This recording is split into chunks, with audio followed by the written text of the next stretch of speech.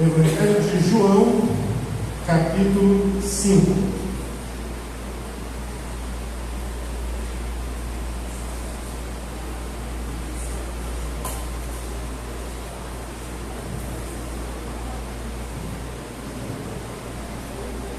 Eu vou ler a partir do versículo 31. João 5, a partir do 31. Antes de eu propriamente ler, deixa eu contar um pouquinho do que está acontecendo nesse capítulo.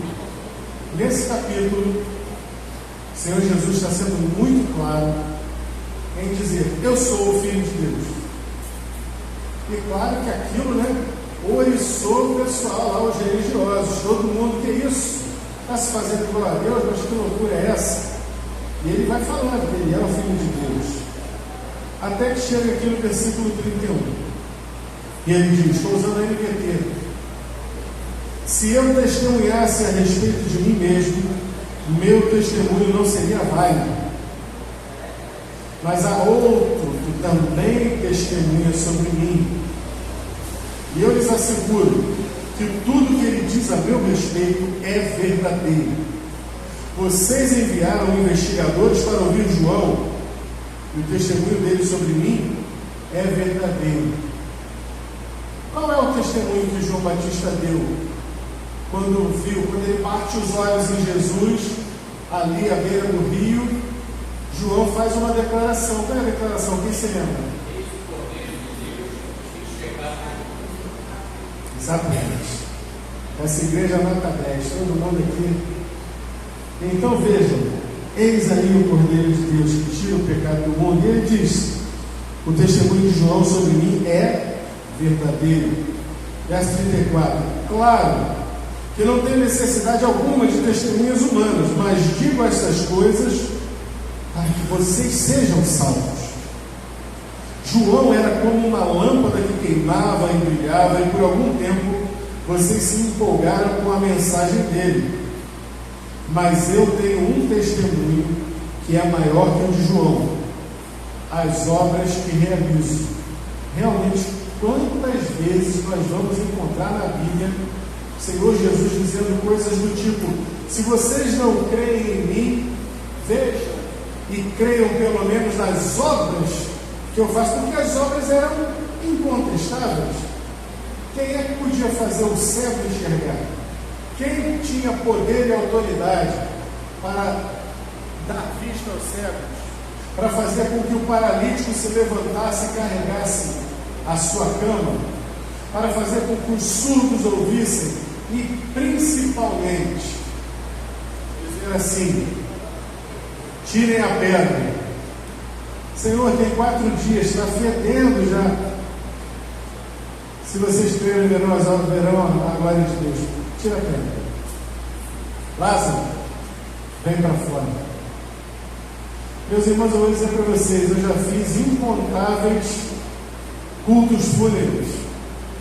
Já estive diante de dezenas de pessoas mortas no seu momento ali pré-enterro. Eu nunca vi isso. Levanta. Essa turma viu. E ainda assim não criou.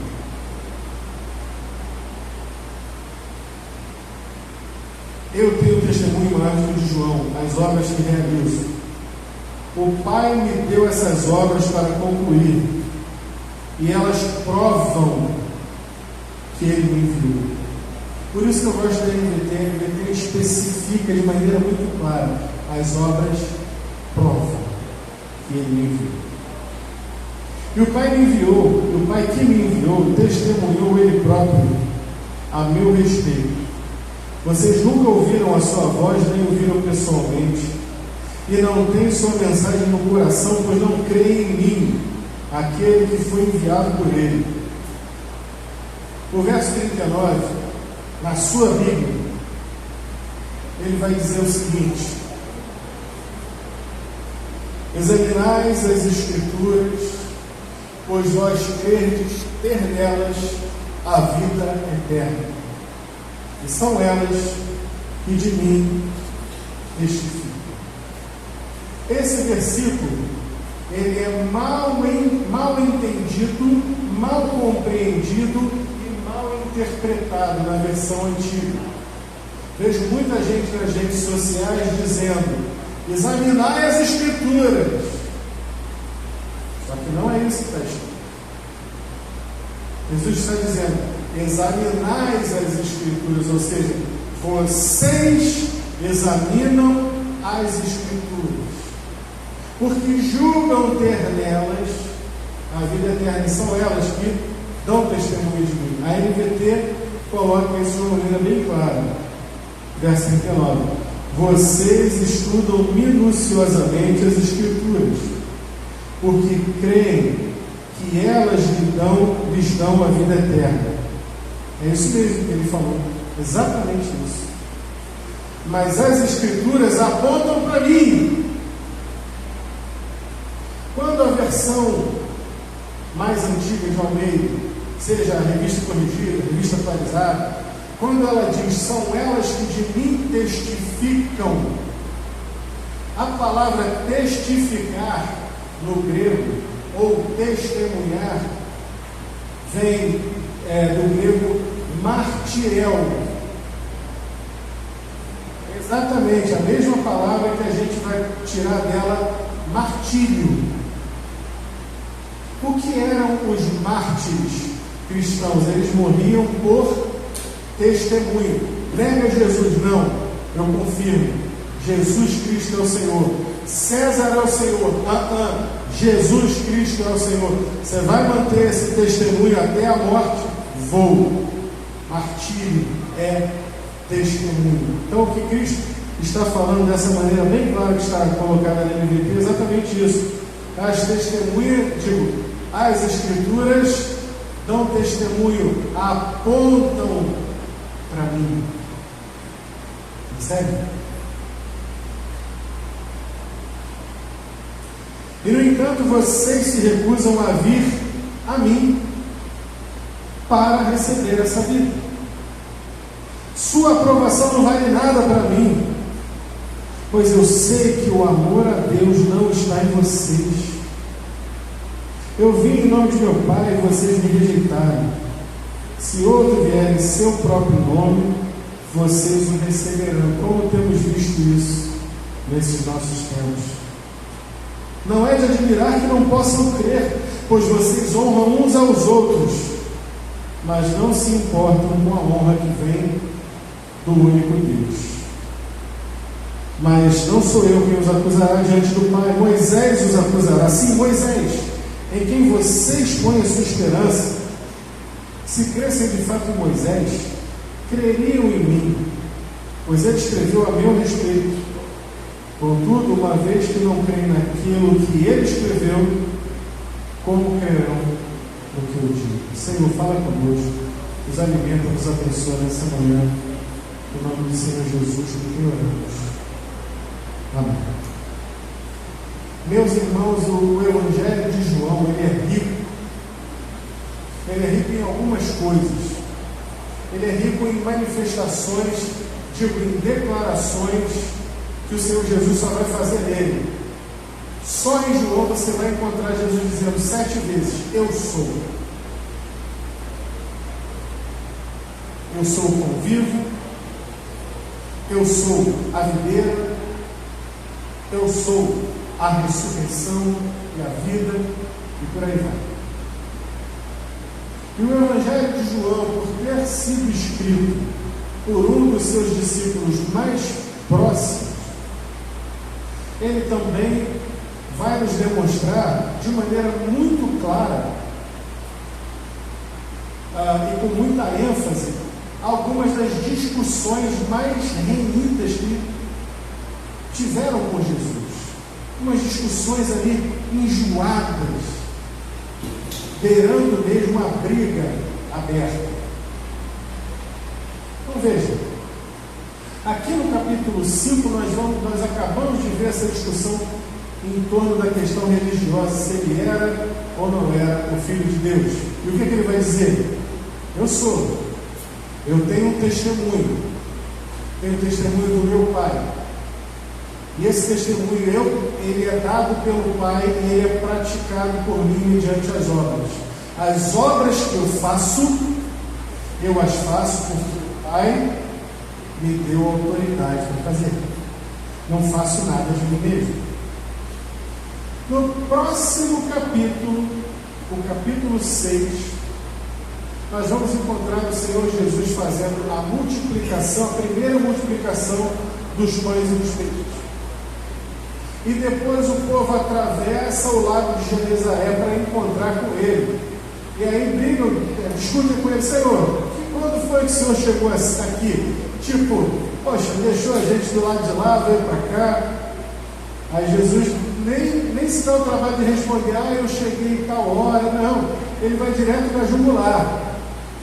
Aqui, vocês não estão vindo aqui porque vocês me querem, não. Foi porque eu multipliquei pão e peixe. Vocês querem pão e peixe. Vocês querem o pão que perece. Mas eu sou o pão da vida. A discussão aqui no Evangelho de João, ela é curiosamente encadeada. Aqui no capítulo 5, ele vai dizer: Deus me deu as obras para eu fazer. Vocês querem se apegar a Moisés, mas Moisés aponta para mim. Vocês querem a lei aponta para mim. Vocês examinam a lei, achando que nela vocês vão encontrar a vida eterna, mas a lei aponta para mim. Nas entrelinhas, eu sou o caminho, eu sou a vida eterna. E no capítulo 6, vocês querem o pão que perece? Não, mas não é por aí. Moisés nos deu o pão do céu. De novo Moisés. Ele disse: olha, quem deu o pão do céu para vocês não foi Moisés, foi meu Pai. Curioso, vou contar uma para vocês aqui. Domingo passado eu saí daqui, fui almoçar no Plaza e preguei a segunda mensagem do dia. E tem uma loja lá que a Helena gosta de ir sempre lá naquela loja que ela pode desenhar, rabiscar. E tem um rapaz lá que, de tanto a Helena ir lá desenhar, o cara já ficou meu amigo, né? Aí a gente estava conversando sobre coisas espirituais mais. Uma vez, esse rapaz, ele é um cristão, ele é católico, né? Mas ele é muito interessado. Aí eu peguei ele, meti no meu celular, dei na mão dele: lê isso aqui. Ele leu o capítulo 6 todinho, leu em voz alta. E aí a gente conversando, né? Aí está vendo? As pessoas não querem Jesus, elas querem o que Jesus oferece. Elas querem o que Jesus pode dar para elas. Como na manhã de hoje nós vimos na nossa escola bíblica, né, um levita que estava procurando o próprio conforto. As pessoas querem o conforto, as pessoas querem tranquilidade, mas não querem Jesus. O que Jesus falou? O mundo, depois que vocês me receberem, vai ser um mar de rosas. No mundo tereis aflições, mas tem bom ânimo. Eu venci o mundo. Como quem diz: vem comigo, vem atrás de mim, que a luta vai ser garantida, mas tem vitória. Mas o povo quer, o que o povo quer? Não, vamos viver de glória em glória, de vitória em vitória. Posso todas as coisas naquele que me fortalece. Mas quem escreveu posso todas as coisas naquele que me fortalece, passou por naufrágio, picada de cobra, não sei quantos açoites, foi apedrejado quase até a morte, foi expulso de cidade mais de uma vez, perseguido pelas autoridades judaicas. E quando ele chega ao fim, ele diz: à beira do seu martírio, Paulo tanto testemunhou, tanto testificou, que foi levado diante do próprio César, Calígula, que mandaria decapitá-lo. E ele diz: olha, eu completei a carreira, guardei a fé. Guardei a fé. E quando chegar lá diante dos meus captores, diga que César é o Senhor. Não, César não é o Senhor. Jesus Cristo é o Senhor. Diante da espada do verdugo, não interessa. Jesus Cristo é o Senhor e não há outro. Todo poder, toda autoridade vem do Deus que fez o céu e a terra. E Ele deu toda a sua autoridade ao seu Filho.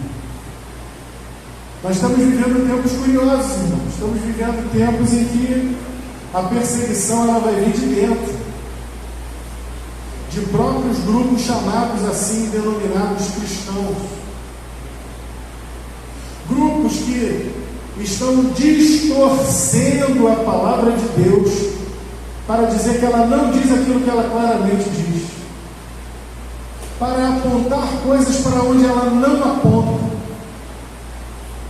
E nós vamos ter que apontar para a palavra de Deus e dizer: olha, vocês examinam as Escrituras dessa maneira aí que vocês fazem. Tem gente até querendo atualizar, né? Precisamos atualizar. Estão atualizando com as próprias ideias. E nós vamos ter que dizer: vocês atualizam a Bíblia, vocês examinam as Escrituras achando que nelas vocês vão ter conforto, tranquilidade, talvez até a vida eterna, mas elas não dão testemunho de vocês, elas não dão testemunho das suas ideias, elas testemunham de Jesus, o pão vivo que desceu do céu. Elas testemunham do Filho de Deus, que disse: é-me dada toda a autoridade nos céus e na terra. Elas testemunham do Filho de Deus, que disse: ide por todo o mundo, pregar o Evangelho a toda criatura. Elas testificam do Filho de Deus, que disse: aquele que perseverar até o fim será salvo. Na vossa perseverança encontrareis a vida, ou recebereis a vida. Tudo isso foi o Senhor Jesus que disse. Como, pois, poderíamos nós deixar que as Escrituras sejam entortadas, manipuladas? Há certas traduções da Bíblia com as quais a gente já tem que ter um certo cuidado. Veja bem, eu leio a NVT, mas eu não leio só a NVT. Eu estou gostando de fazer a leitura da NVT, porque ela é uma versão mais fluida de ler, melhor para a gente compreender, principalmente o Antigo Testamento.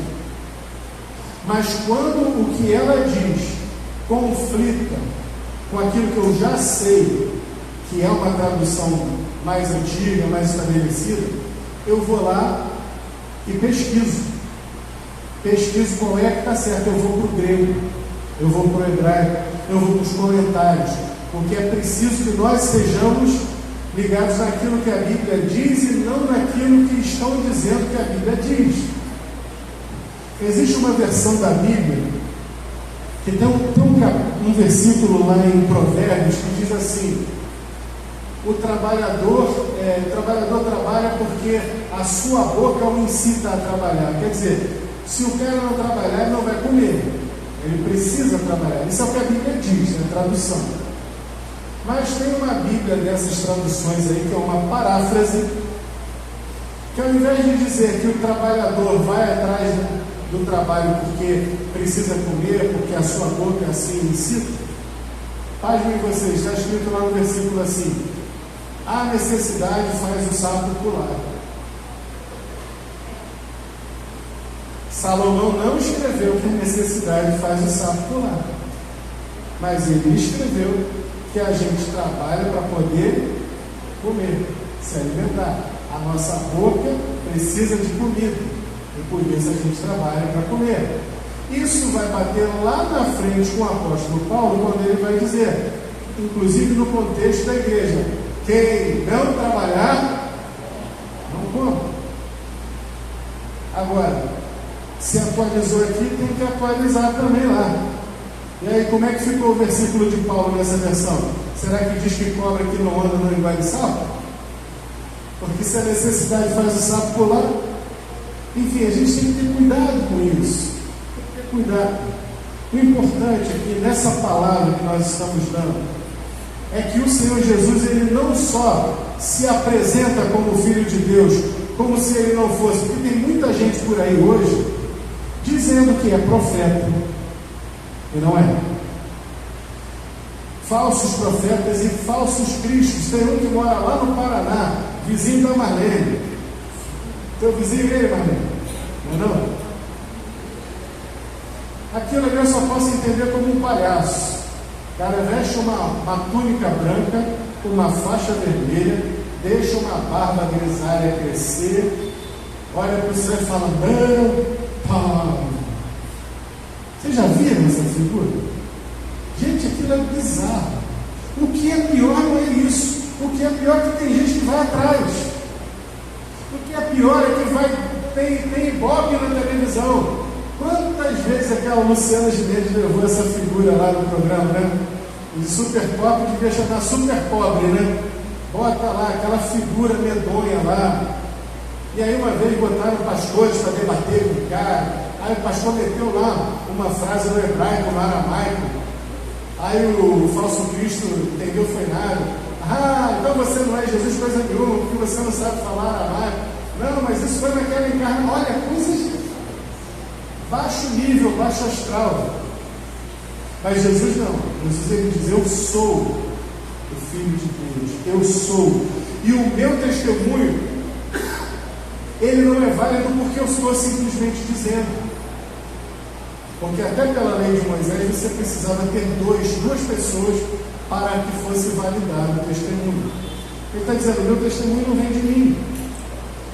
Há outro testemunho sobre mim. E o testemunho dele é verdadeiro. Para começar a conversa, tem o testemunho de João Batista. Em segundo lugar, maior do que João Batista, tem o testemunho do Senhor, do meu Pai, que me deu essas obras para eu realizar. E o Pai que me enviou o testemunho, ele próprio ao meu respeito. Quem se lembra, inclusive, aqui vamos voltar ao batismo.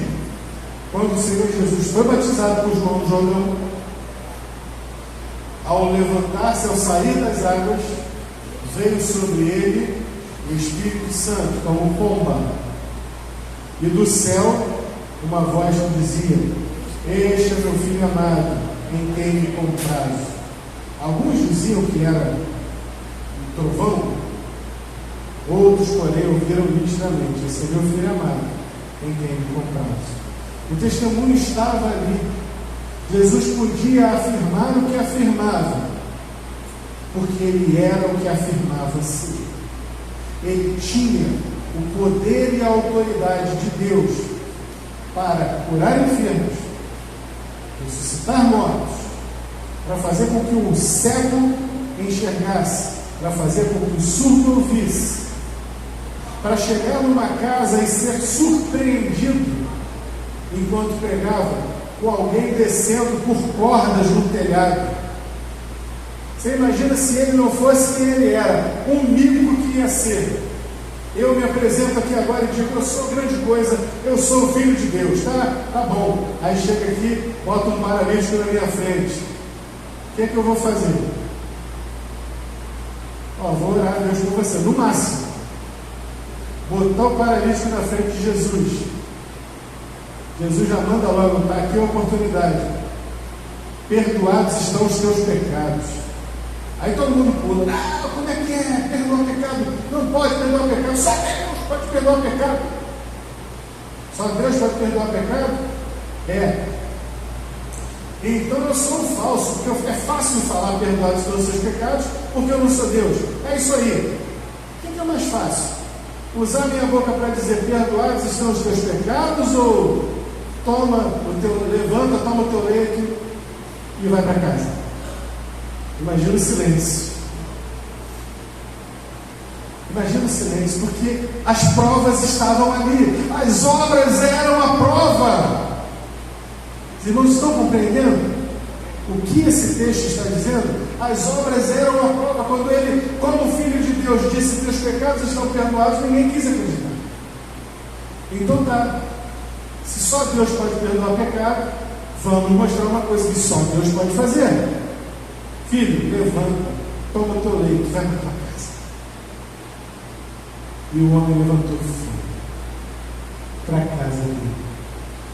Que alegria naquele coração, que assombro no coração daqueles que estavam ali, diante dos olhos de todos, um paralítico se levanta. Mas não havia só isso, havia também incredulidade e ódio da parte daqueles que não tinham, que agora ficava bem claro, que eles não estavam ali para servir a Deus, mas para viver um sistema religioso que os abençoava e fazia com que eles parecessem grande coisa, sem nada assim. As obras que ele fazia provam quem ele era, então por causa disso ele vai declarar o que declarou no versículo 39. Vocês estão buscando aí na Bíblia, nas Escrituras, porque vocês acham que nas Escrituras vocês vão encontrar a vida eterna. Mas as Escrituras, elas são um farol que apontam para me iluminar. Elas mostram, evidenciam que eu sou o caminho para a vida eterna. Meus irmãos, quanta gente hoje ainda ainda vai atrás de pastores superpoderosos que dizem: vem aqui que eu vou fazer uma oração e você vai sair, vai fazer, vai acontecer. Bota o teu tudo aqui diante do altar, porque a minha oração, porque eu vou fazer nada. Quantos vão atrás fazendo promessas, novenas e tantas outras coisas? Não, porque se eu passar no vestibular, eu vou subir a escadaria da Igreja da Penha de joelhos. Se Deus me permitir isso, eu vou fazer essa promessa e aquela outra promessa. Em Jesus, nós temos plena liberdade. A palavra de Deus, ela não foi feita para nos prender, ela foi feita para nos libertar. E se o Filho vos libertar, verdadeiramente sereis livres. Se o Filho vos libertar, verdadeiramente sereis livres. O Senhor Jesus estava aqui nesse ato, libertando mentes presas a um sistema religioso, libertando corações que estavam presos simplesmente ali a um costume religioso. Ele estava mostrando: gente, para com isso, tira isso da tua frente, olha para mim, pois assim como Moisés levantou a serpente no deserto, da mesma forma o Filho do Homem, quando for levantado, muitos atrairá assim. Tem até um hino que nós cantamos, né? Cristo salva o pecador, aleluia, salva até por meio de um olhar.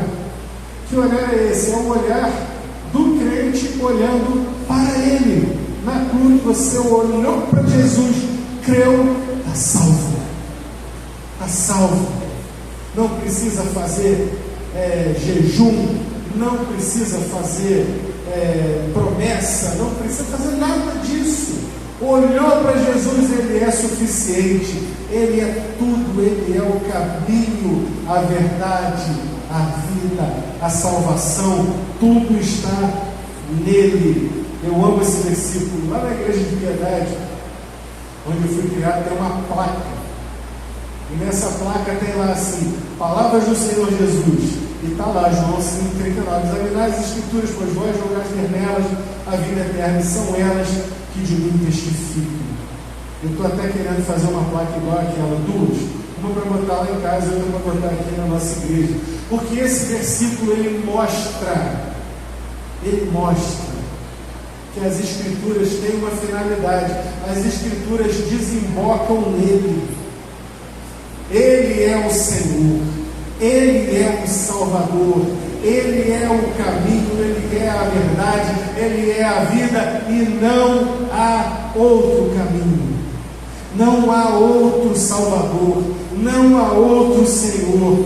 Ele é, como disse Paulo, o fim da lei é Cristo, simbolizando que se a lei corre como um rio, ela vai desembocar nele. É isso que ele acabou de dizer. Vocês acham que está na lei a vida eterna? Não está. A lei aponta para mim. Eu sou a vida eterna. Meus irmãos, o que isso tem de prático para nós hoje? Estamos em campanha de missões. Olha a palavra que está aqui na frente. Ide. Cadê nós distribuindo essa palavra? Dizendo, ei, você conhece a Bíblia? Conheço. Você sabe para que serve a Bíblia? Para eu ter a vida eterna? Para eu saber o que Deus fez no passado? Para eu ter conhecimento histórico? Sei lá, para eu conhecer a vida de Jesus? Não, meu irmão. O objetivo, a finalidade da Bíblia é que você conheça Jesus e que você seja salvo por Ele. As Escrituras apontam para Ele desde o começo até o fim. Começa com Ele estava lá no princípio com Deus. No princípio criou Deus os céus e a terra. Gênesis 1. Evangelho de João, capítulo 1, versículo 1. No princípio era o Verbo, Ele, Jesus. E o Verbo estava com Deus, e o Verbo era Deus. Não era um Deus, como dizem os adventistas, ou na verdade as testemunhas de Jeová. Não era um Deus, mas o Verbo era Deus. Nada do que foi feito sem Ele. E a última palavra da Bíblia é: quem lembra? Amém. Amém. E ele declara, se não me engano, no capítulo 3: eu sou o Amém, a fiel testemunha. Jesus está no começo, Jesus está no meio, Jesus está no fim da vida. Ele é a fiel testemunha, Ele é o Amém. Lá no capítulo 1 de Apocalipse ele vai dizer isso: eu sou o Alfa, o homem, princípio e também o fim. Meus irmãos, é tempo de nós pregarmos o Evangelho. É tempo de nós fazermos a nossa campanha de missões? Sim. Vamos colaborar? Sim, vamos colaborar com as nossas ofertas. Vamos mobilizar?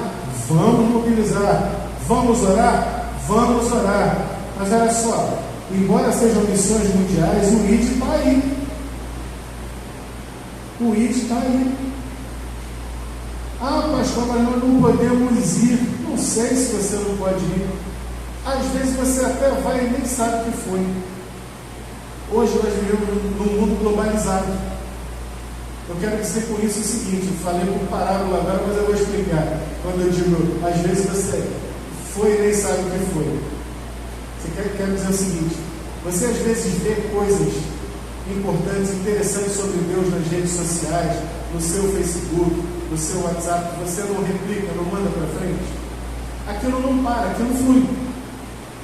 E pode ser que aquilo que você compartilhou aqui, aquela mensagem que você compartilhou hoje, para o seu pequeno grupo, para os seus amigos, talvez outro já vai replicar para outro, que vai replicar para outro, que vai replicar para outro, e Deus vai usando aquilo ali. É uma forma de engajar, até virtualmente a gente vai agora. Por isso que eu tinha parado de fazer vídeos, gravar as mensagens, e voltei a gravar, porque eu me toquei disso.